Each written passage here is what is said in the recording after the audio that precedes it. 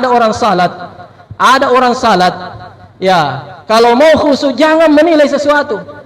Kalau apapun profesi kita penghafal Al-Quran, tanggalkan penghafalmu ketika kau salat.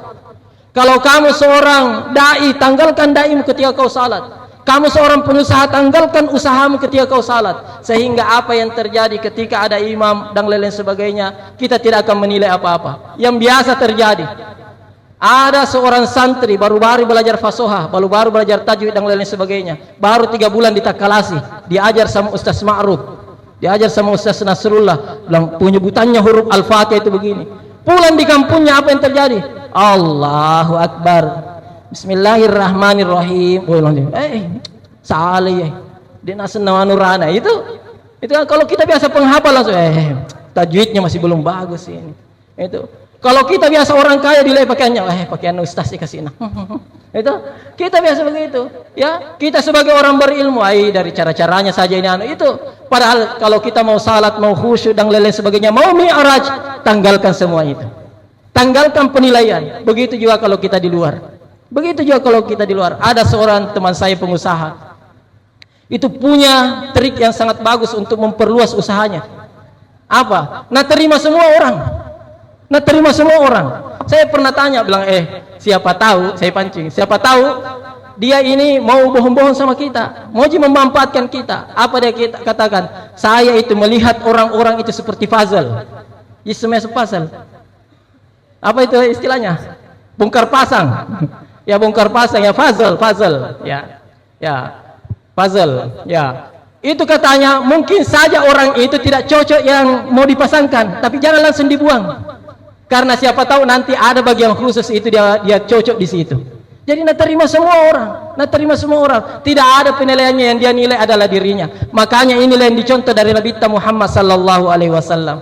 Menilai diri sendiri. Nabi itu tidak pernah menilai istrinya bagaimana. Makanya kalau di rumah Nabi alina tummah, dia juga yang jahit sendalnya, dia juga yang jahit pakaiannya. Kalau tidak ada makanan dia masak sendiri dan lain sebagainya. Dia tidak pernah menilai bagaimana itu kewajibannya istri kepada saya. Tapi yang dia nilai itu adalah bagaimana kewajiban saya kepada istri saya. Bayangkan. Itu. Kalau kita ini biasa ini, apalagi kalau laki-laki, baru-baru kita pulang ini dari kantor ini, dari mana, dek pegang kita tatala ya, mana ini itu. Padahal kita juga kewajiban tak belum tentu. Kalau Nabi ya terserah. Makanya kalau Nabi ada yang ejek-ejek, bagaimana balasannya Nabi tidak mengejek, karena katanya Nabi kamu memakai akhlakmu, saya pakai akhlakku. Itulah yang disebut dengan tidak menilai.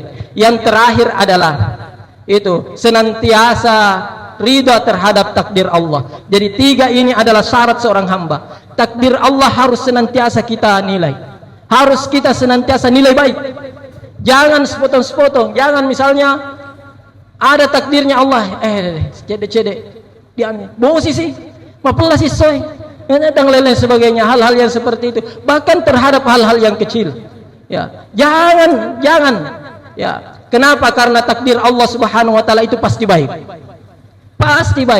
Orang yang tenang kehidupannya, ya, yang tenang kehidupannya, hambanya Allah Subhanahu Wa Taala adalah orang-orang yang senantiasa ridha terhadap takdirnya Allah Subhanahu Wa Taala. Senantiasa menganggap bahwa inilah takdir yang terbaik.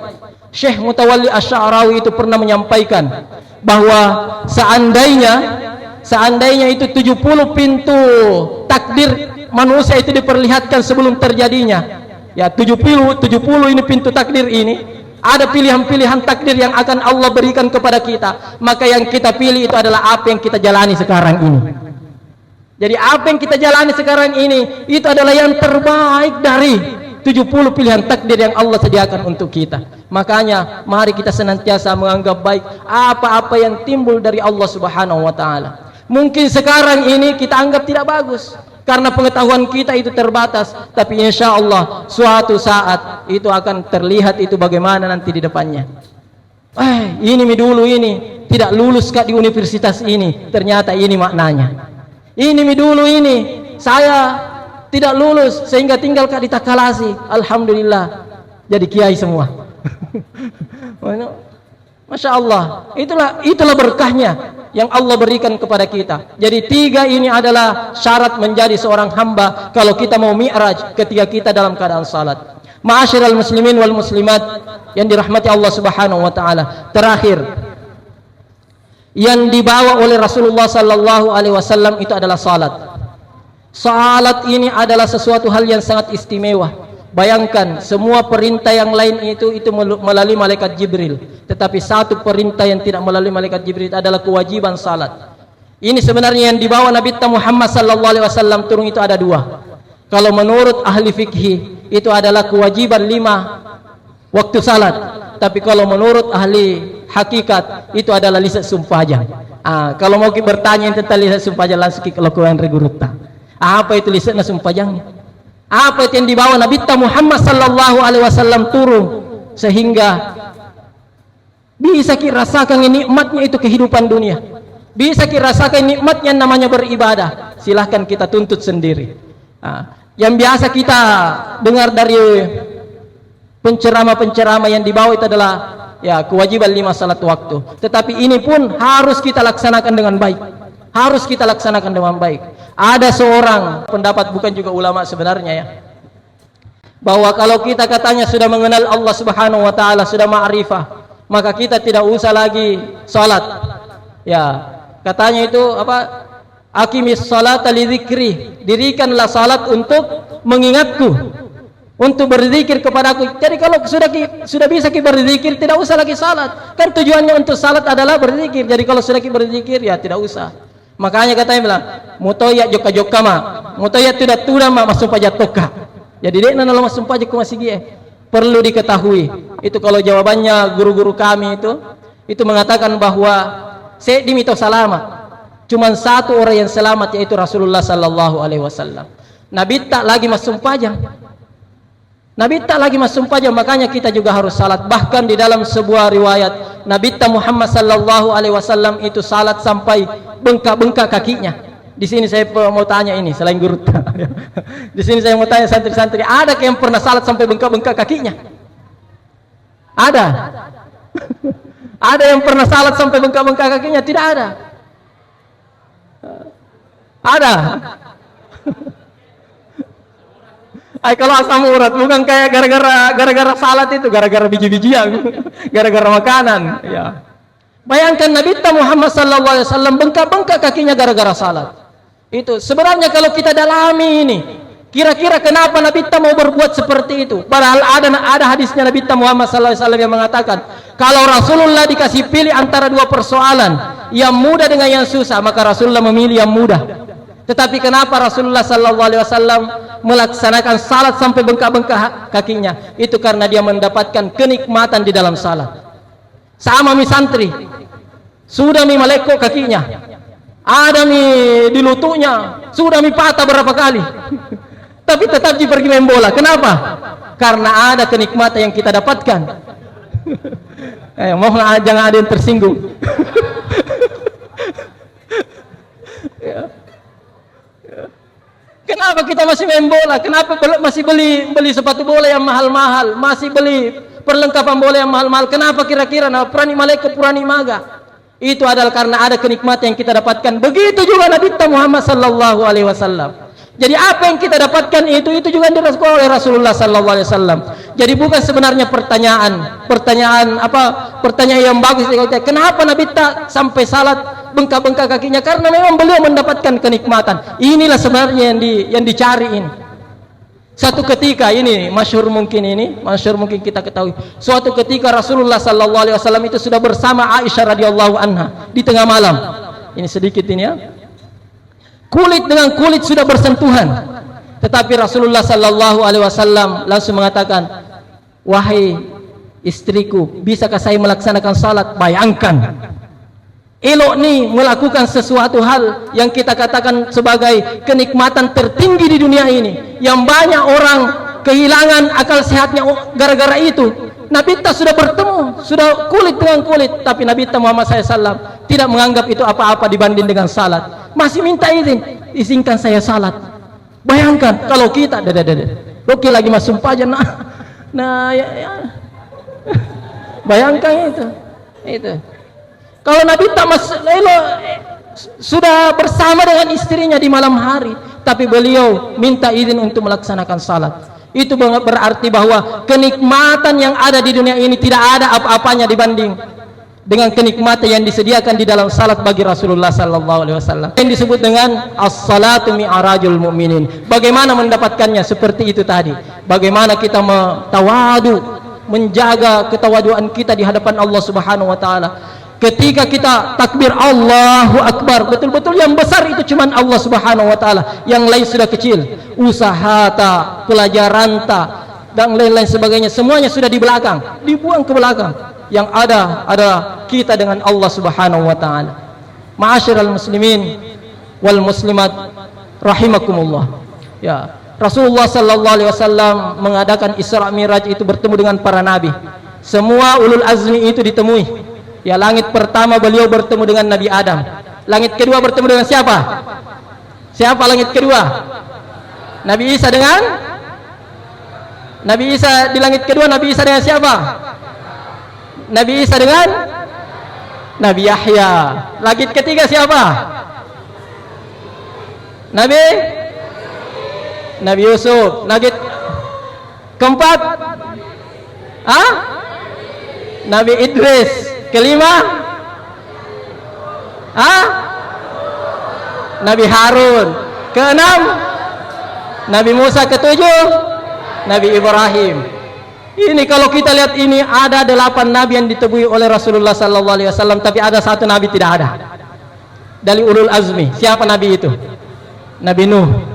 Ya, kalau menurut sebagian ulama mengatakan karena Nabi Muhammad SAW ini agak tidak setuju dengan metode dakwanya Nabi Nuh. Kenapa metode dakwanya Nabi Nuh? Itu kalau nabi-nabi yang lain itu bagaimana dia mintakan ampun kepada umat-umatnya. Kalau Nabi Nuh justru meminta kepada Allah, Rabbi la tazar alal ardi minal kafirina dayyara innaka intazarhum yudillu ibadaka wa la yalidu illa fajiran kafara. Jadi kalau nabi-nabi yang lain itu senantiasa memintakan magfirah, ampunan kepada kepada umatnya. Kalau ini Nabi Nuh justru nasuruh, Rabbi la tazar alal ardi minal kafirina dayyara. Ya Allah, jangan sisakan seorang pun bahkan di atas muka bumi ini dayyara, orang kafir. Dayyara itu kedo-kedo. Jadi mutasi polo natiatoh. Bayangkan. Innaka intazarhum yudillu ibadaka. Karena kalau kau masih menyisahkannya, mereka akan menyesatkan hambamu. Wala yalidu illa fajiran kafara, dan tidak melahirkan kecuali kafir juga. Bayangkan. Inilah sehingga katanya salah satunya itu tidak ada Nabi Nuh di situ, karena coba ketemu Nabi si pelolong. Ya, dan di sini juga kita bisa belajar ya dari doanya Nabi Nuh alaihissalam. Di situ sebenarnya ada ya, kalau kita lihat cobaan itu turun kepada umat manusia sebagaimana yang dicontohkan oleh para nabi, itu gara-gara itu tadi ada perasaan lebih tinggi daripada makhluk yang lain. Bayangkan nabi saja berperasaan seperti itu, sudah ditegur, sudah dikasih ujian sama Allah Subhanahu wa taala. Seperti tadi ini Nabi Nuh.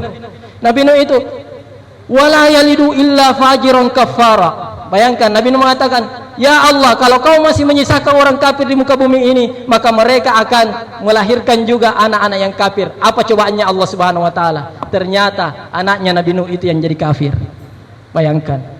Jadi tidak boleh, ya. Itu. Apa cobaannya Nabi Ibrahim? Nabi Ibrahim itu dicoba untuk menyembelih anaknya. Kenapa bisa terjadi seperti itu? Itu pernah suatu ketika Nabi Ibrahim itu bersedekah, memberi makan banyak sekali orang. Karena kalau Nabi Ibrahim itu betul-betul adalah orang yang sangat dermawan. Makanya Rasulullah sallallahu alaihi wasallam sendiri itu sangat fans sama Nabi Ibrahim. Makanya ada salawat Ibrahimiyah. Itu Allahumma salli ala Sayyidina Muhammad wa ala ali Sayyidina Muhammad kama sallaita ala Sayyidina Ibrahim. Itu Ibrahimiyah. Ya Allah, berikanlah bersalawatlah kepada Muhammad dan keluarga Muhammad sebagaimana engkau bersalawat kepada Ibrahim dan keluarganya. Bayangkan fansnya itu Rasulullah kepada Nabi Ibrahim, karena Nabi Ibrahim itu sangat dermawan.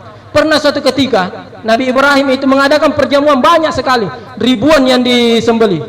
Sampai ada seorang umatnya itu bertanya, wahai Rasulullah, Masya Allah, luar biasa ini dermawan kita ini. Apa katanya itu Nabi Ibrahim? Nabi Ibrahim pada saat itu belum punya anak. Ya, Nabi Ibrahim mengatakan, seandainya ada anakku, nah minta Allah Subhanahu Wa Taala, saya sembelih. Bayangkan, itu belum punya anak. Sekalinya punya anak apa? Langsung diminta sama Allah Subhanahu Wa Taala. Gitu ya. Nabi Musa, gara-gara itu kenapa ketemu Nabi Khidir alaihi salam? Gara-gara juga seperti itu, merasa. Ya, ditanya siapa orang yang paling berilmu? Dia mengatakan, kalau kurasa-rasa ini tidak ada nih. Karena Nabi Musa kan kalimullah, orang yang bisa bercakap-cakap dengan Allah Subhanahu Wa Taala. Maka dia mengatakan, ya, kayaknya hambanya Allah Subhanahu Wa Taala yang paling berilmu itu adalah saya. Karena kalau ada yang mau saya tanyakan, langsung saya tanyakan kepada pemilik ilmu. Tapi apa yang terjadi langsung dijawab sama Allah, masih ada orang yang berilmu daripada kamu.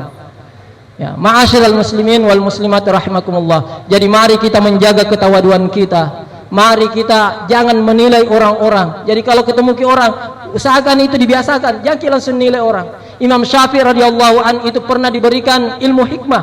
Kalau ada orang datang langsung terbayang begini orangnya.